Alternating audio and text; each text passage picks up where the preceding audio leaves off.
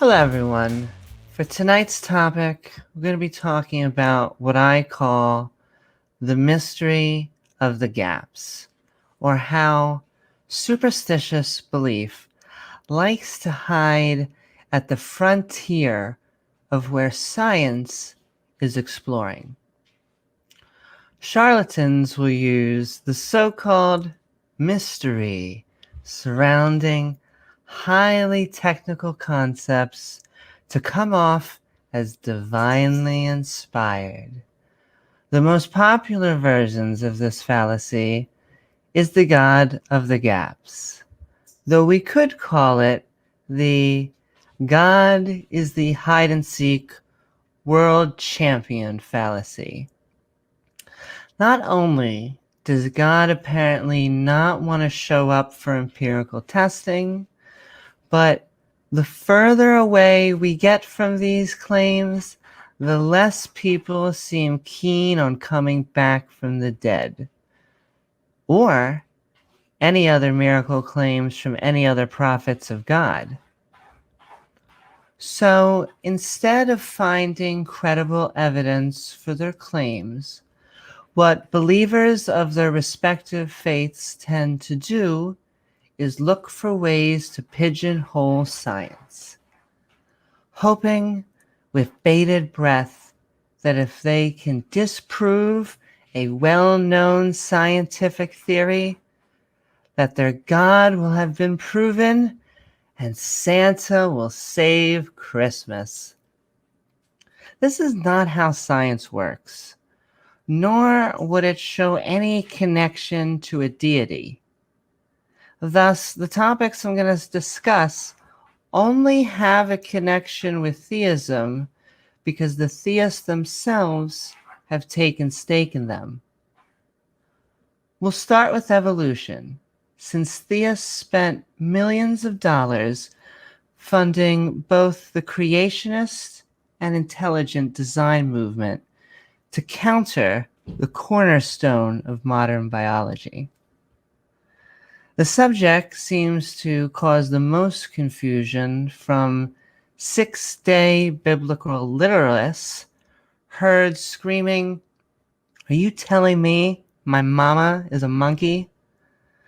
No, little Johnny, we're apes. You are just one of the special ones that gets to ride the short bus. This shouldn't even be on the list, because the theory of evolution is a framework of facts, meaning genes randomly mutate and the environment naturally selects for them.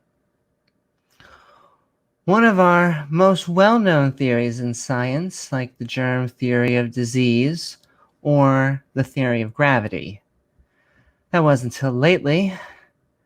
How exactly does a flat earther make moving water not fall off a flat surface? Never mind. Some of the more sophisticated theologians will try to use genetics to prove some sort of watchmaker argument. After all, if we're strolling on a beach and saw a watch, wouldn't we assume a watch has a watchmaker? Well, if a God made everything, then isn't every object in the universe their creation? The sand is a watch. The ocean is a watch. And the watch is a watch. Great. Now we have a bunch of watches next to a large watch. Sounds very watchable. However, it doesn't sound very scientific. In fact, we separate the artificial, like cars and trucks, from the naturally occurring, like tornadoes and your stepmom having a baby. Though where life began is what we really want to talk about.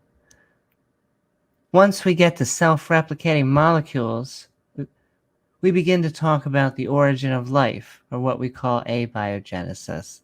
Abiogenesis is the process by which non-life became life. An event, or more likely multiple gradual events, which took place over a period of time soon after the Earth began to form 4.5 billion years ago, or roughly the age of everyone's gym teacher. Now, most theists at this point are screaming that life cannot come from non-life.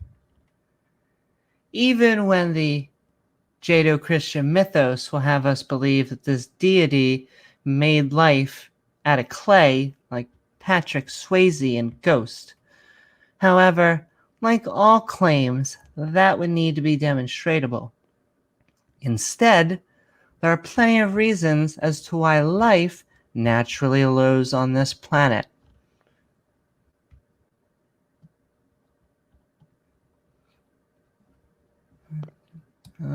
First of which being that the Earth, Moon, and Mars are with a habitable band around the Sun, which can sustain liquid water. We call this circumstellar habitable zone because most of the universe has temperatures which are either on fire or more frozen than a Disney princess.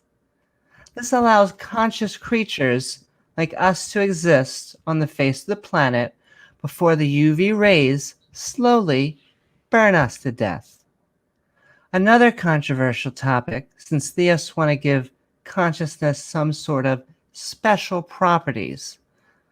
So much so that the entire deity seems to wrap around the premise that there can be thinking agents existing outside of time, space, and the physical brain.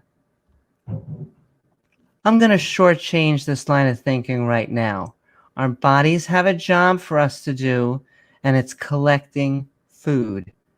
Anything else is for us to decide, because getting rid of food and dragging us down to sleep comes naturally. And we're lucky to even get this life, even though sometimes nature throws us around like we're in a broken washing machine. Because in the small amount of time, we can make connections, give to charity, and annoy others. However, before I conclude, come with me to the beginning of the universe. We're starting to think deeply now, and we can see the vastness of 13.5 billion years pass by us. Hubble was the first one to take this journey, as he saw into his telescope that almost every major object in the night sky shifts into a red frequency moving away from us. Thus we can travel this path billions of years back through light. So here we are now, at the Big Bang, when everything we know was in a single point. Now many will ask, why did the universe start to expand? Well, we don't know. And we don't even know if it's possible to answer before the start of the universe, because that question would have to assume something before time and space. Now the theists will go, aha, there could be a God hiding behind door number 2. Though I have another explanation for concepts existing outside space and time. Non-existent. If we've gotten this far, the theist is normally scrambling to challenge all of logic.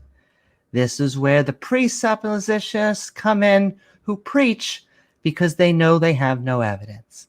I mean, why is a hammer a hammer? Maybe I'm just a brain in a vat. Why should minds of fizzling soda care about morality? Nowhere in this gaggle of pseudoscience and mock philosophy have we ever touched the subject of an all-powerful creator of the universe. If we're lucky to talk about miracle claims at all, a theist standards of evidence drop to the depths so low that they reach their own hell. How does this God exist? What is this God made of? What are the mechanisms of their powers?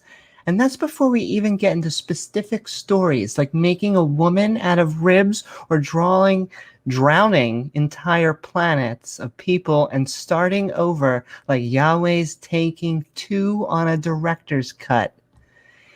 If Jesus is able to come back from the dead, then I'd like him to share his magical powers with the rest of us. Because the last I checked, there were still people somewhere on Earth getting their eyes eaten out by flesh-eating viruses. So everything is peachy. As long as we get the stuff, our fat faces on Krista, we stole this from pagans, Ness. So do the mysteries of the universe prove a god? No. But when we substitute a deity as the solution, we stifle our journey in finding any of the actual answers. Instead, we should refrain from holding belief until the preponderance of evidence for a claim is overwhelming. Thank you.